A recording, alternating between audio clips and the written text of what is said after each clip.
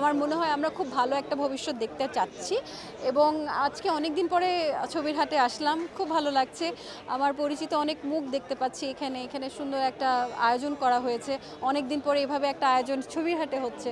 এখান থেকে আসলে এই জায়গায় আমি অনেক কাজ করেছি, শুটিং করেছি। আমার ক্যারিয়ারের শুরুতে আমি অনেক কাজ করেছি এখানে, কিন্তু এরপরে আমরা আর করতে পারিনি কোনো কারণে।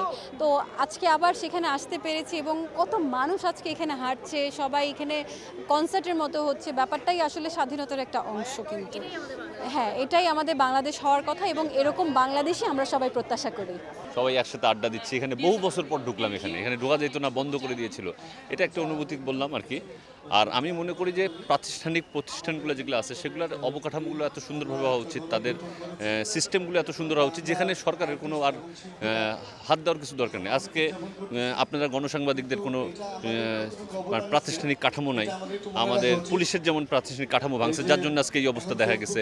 অনেক শিক্ষা প্রতিষ্ঠান, শিল্পকলা, প্রত্যেকটা প্রাতিষ্ঠানিক কাঠামোগুলোকে যদি শক্তিশালী করা যায় তাহলে এটার মধ্যে এরকম দ্বন্দ্ব হবে না।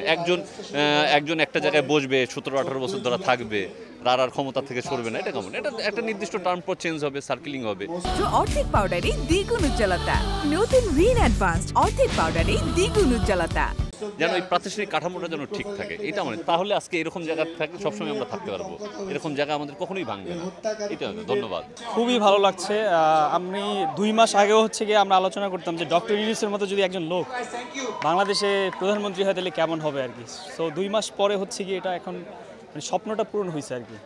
সো কিছু জিনিস খারাপ লাগছে, যেটা হচ্ছে সংখ্যালঘুদের উপর হামলা হচ্ছে, আমাদের হিন্দু ভাই বোনদের প্রতি হামলা হচ্ছে। এটা খুবই ন্যাক্কারজনক একটা ঘটনা এবং একটা গোষ্ঠী হয়তো উদ্দেশ্য প্রণোদিতভাবে এটা করার চেষ্টা করছে। আমরা এটা যারাই করুক, যে দলই করুক না কেন, এটা একটা বাজে ঘটনা। আমরা বাজে কাজগুলোকে বাজেভাবে ডিসাইড করব, যেটা ভালো সেটা ভালো, যেটা খারাপ সেটা খারাপ।